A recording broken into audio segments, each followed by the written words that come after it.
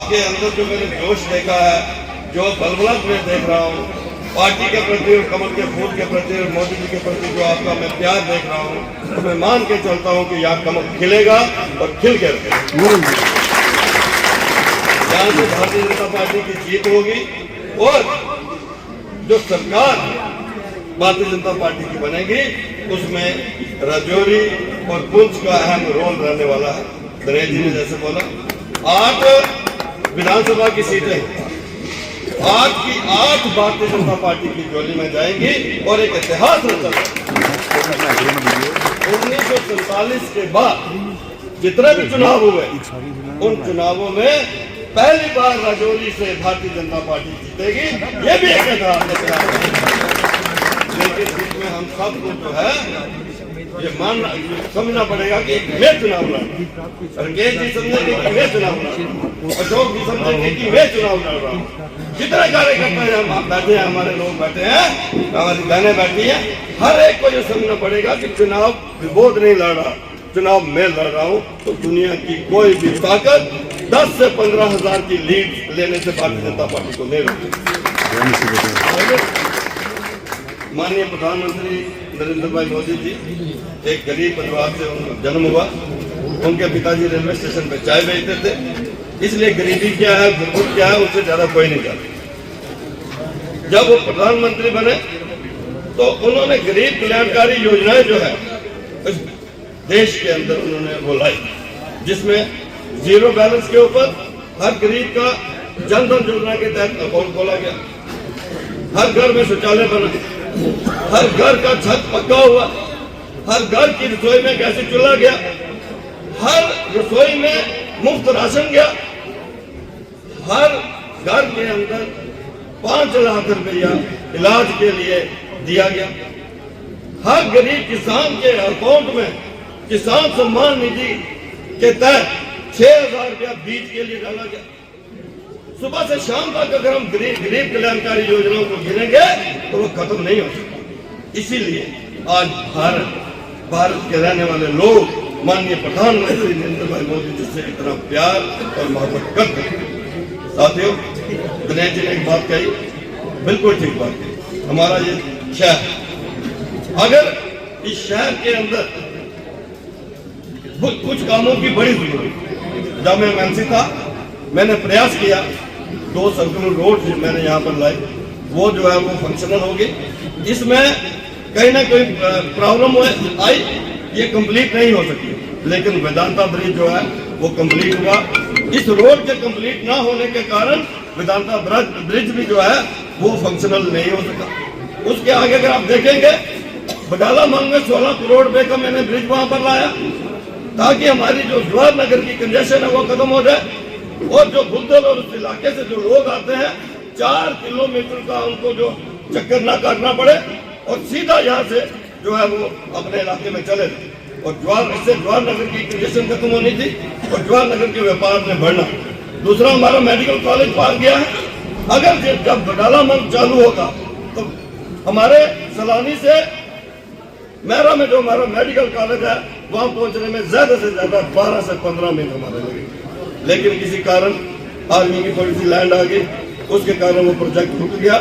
मैं भरकस प्रयास कर रहा हूँ कि जल्दी से ये मामला हल हो और वो ब्रिज भी जो है कंप्लीट हो। इस शहर में जब 2 सर्कुलर रोड कंप्लीट हो जाएंगी और अगला टारगेट जो है हमारा जो न्यू बस स्टैंड है वहां से कोर्ट कम्प्लेक्स तक एक ब्रिज हम जो है यहाँ पर लाएंगे, जो मैं आपसे वादा करता हूँ। और उस ब्रिज के आने से हमारे इस शहर की कहीं ना कहीं जो व्यापारियों की जो एक व्यापार है उसमें थोड़ा इजाफा होगा, थोड़ा ठीक होगा। जब ये दोनों सर्कुलर रोड चलेंगी उस वक्त भी इस बाजार के व्यापार में कुछ थोड़ा सा ठहराव होगा, थोड़ा सा मैं कहता हूँ बढ़े। मैं ये आपसे वादा करता हूँ कि यहाँ पर हम वेयर हाउस बनाएंगे, एक बड़ा वेयर हाउस यहाँ पर बनाएंगे जिसमें व्यापारियों को बड़ी सुविधा मिले। यहाँ पर एक बड़ी इंडस्ट्रियल स्टेट यहाँ पर लाई जाएगी जिसमें हमारा युवा जो है इंडस्ट्री लगाए और अपना व्यापार करे, बजाय इसके कि वो नौकरी ढूंढे, वो नौकरी देने वाले बने। और माननीय प्रधानमंत्री नरेंद्र भाई मोदी जी की योजना के तहत 20 लाख रुपए तक का लोन वो पहले 10 लाख था, अब 20 लाख रुपया लोन बिना मॉर्गेज के जो है युवाओं को मिल सकता है और उसका इस्तेमाल करते हुए वो अपने प्राइवेट सेक्टर के अंदर जाए।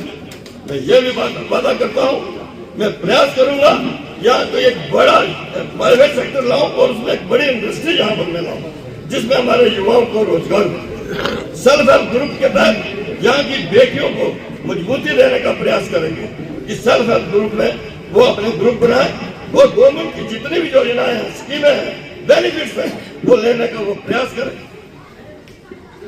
यहाँ पर पार्किंग की परेशानी है, यहाँ हमारे पास पार्किंग आई, बदकिस्मती है, उसका टेंडर हो गया, ठेकेदार ने काम ले लिया, यहाँ बजरी ऊपर आ गई, सरिया आ गया, लेकिन कुछ लोगों ने वहां पर वो काम नहीं करने दिया, जिसके कारण पार्किंग रुक गई। अब परेशानी क्या है, इस ओल्ड टाउन के अंदर पार्किंग कहाँ बनी? वो एक जगह थी जहां पार्किंग बन सकती, लेकिन उसका पैसा आ गया, टेंडर हो गया, वो 45 करोड़ रुपए का प्रोजेक्ट था जिसमें अंडरग्राउंड भी उसकी पार्किंग बननी थी, ऊपर बस अड्डा रहना था, एक मंजिल उसके ऊपर पार्किंग बननी थी।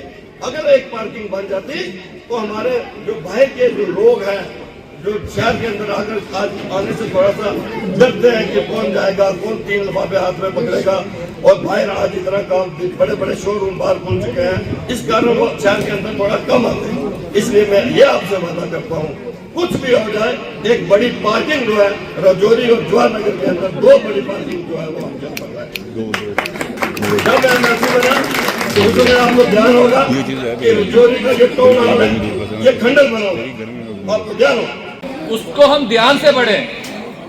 साथियों, सोच सकते हैं हम कि जम्मू कश्मीर में अगर भारतीय जनता पार्टी की सरकार बनेगी तो किस तरह कितने बेनिफिट हैं अगर वो उसमें होते हैं। 2-4 मोटी बातें मैं बताता हूँ। विधवा पेंशन 1000 रुपया थी, 200 रुपये मिलते थे, मोदी जी की सरकार आई उसको बढ़ा के 1000 किया, और अब मैनिफेस्टो में आ गया कि 1000 से बढ़ाकर 3000 रुपये कर दी जाएगी।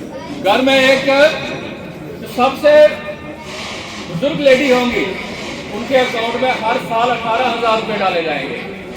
हमारे किसानों की किसान, ये पूरे जम्मू कश्मीर के लिए हर किसी के लिए ये फैसिलिटीज हैं, लेकिन राजौरी के लिए कितना बड़ा तोहफा भारतीय जनता पार्टी की सरकार ने कहा है कि ये टूरिज्म की डेवलपमेंट के लिए, हम सब की डेवलपमेंट के लिए, यहाँ के बिजनेस को बढ़ाने के लिए, जो हमारी सेवल लेक्स हमारे यहाँ हाई रीचेस पर हैं, वहाँ पर खन्ना मंडी के आसपास जैसे कहा गया है कि एक टूरिज्म सिटी बसाई जाएगी। कितनी बड़ी बात है कि टूरिस्ट कश्मीर में जाता है, वो टूरिस्ट राजौरी में आएगा, राजौरी में रुकेगा, खन्ना मंडी में जाएगा, या हमारा जो अपर रीचेस है, हमारे लोगों की कितनी डेवलपमेंट होगी जब टूरिस्ट आएगा, हम सोच सकते हैं। इतने सारे पॉइंट जो है हमारे पास कारण है कि वोट देने का। हम दूसरी पार्टी से क्या दिया, कांग्रेस ने, एनसी ने या दूसरी पार्टी ने आज तक हमें क्या दिया? 2014 तक हमारी क्या हालत थी? और अगर हमें रेलवे लाइन यहाँ पे लानी है तो जम्मू कश्मीर में भाजपा की सरकार बनानी बहुत जरूरी है। साथियों, मैं शहर की बात करूंगा क्योंकि आज ये शहर में मीटिंग हो रही है, सभी शहर के लोग यहाँ पर बैठे हुए हैं। हमारे लिए तो ज्यादा अच्छी बात है कि आज हमारे जो कैंडिडेट हैं विभोर जी, वो शहर से हैं, इन्होंने पहले भी शहर के बहुत सारे काम किए हैं, एमएलसी रहते हुए इन्होंने काम किए, एमएलसी के हटने के बाद भी इन्होंने बहुत सारे काम किए, तो बहुत सारे काम अभी आगे अधूरे हैं। वो आगे अधूरे काम पूरे करने के लिए आज इस शहर में बहुत ज्यादा कंजेशन है, यहाँ पे रोड्स की जरूरत है, पार्किंग की जरूरत है, और बहुत सारी चीजों की जरूरत है। तो अगर हम शहर के कैंडिडेट को जिताकर भेजेंगे, हम हिंदू मुस्लिम कुछ नहीं देखें, सबकी डेवलपमेंट होगी। अगर शहर का काम होगा तो शहर के हिंदू की डेवलपमेंट भी होगी, शहर के मुस्लिम की डेवलपमेंट भी होगी। इसलिए हम इनको कामयाब करें। सबसे बड़ा पॉइंट है कि हमें एसटी स्टेटस पहाड़ियों को जो मिला है, उसमें हम सोच सकते हैं कि कितने बच्चे जब से एसटी स्टेटस मिला है हमारे वो बच्चे फैसिलिटी अवेल कर रहे हैं, कितने बच्चे नीट में आए हैं, कितने बच्चे दूसरी नौकरियों में या दूसरे कॉम्पिटिटिव एग्जाम में क्वालिफाई किए हैं। तो आगे हम सोच सकते हैं कि आने वाले 5-10 साल में हमारे बच्चे कहाँ पहुंचेंगे। इन सबको देखते हुए मैं यही अनुरोध करूंगा कि 25 तारीख को शहर की जो पोलिंग है 80-90% से काम नहीं होनी चाहिए। हमारे बच्चे जो बाहर हैं उनको लाएं, हम घर घर जाएं और सबसे अनुरोध करें कि भारतीय जनता पार्टी को वोट दो, मैक्सिमम पोलिंग करो, ताकि विभोज जी को जीत कर हम असेंबली में भेजें। भारतीय जनता पार्टी की सरकार 100% बनने जा रही है, और जब हमारे भी यहाँ से प्रत्याशी जो हैं वो भारतीय जनता पार्टी के जीत के जाएंगे, हम सोच सकते हैं कि कितनी डेवलपमेंट हो सकती है। आज सीटों में से राजौरी की सीट हम इतिहास में पहली बार जीत के जाएंगे, और मुझे लगता है कि पुंछ की 3 सीटें, की 5 सीटें, 8 सीटें हैं, कहीं एक आधी सीट लूज हो जाए मैं कह नहीं सकता। बाकी सारी की सारी सीटें हम जीत कर भारतीय जनता पार्टी की टोली में डालेंगे। इसी संकल्प के साथ हम सब लोग ये जो आने वाले 10, 12, 13, 14 दिन हैं इसमें जुट जाएं और विभोज जी को कामयाब करें। इसी के साथ मैं अपनी बात को यहीं समाप्त करूंगा। जय हिंद, जय भारत।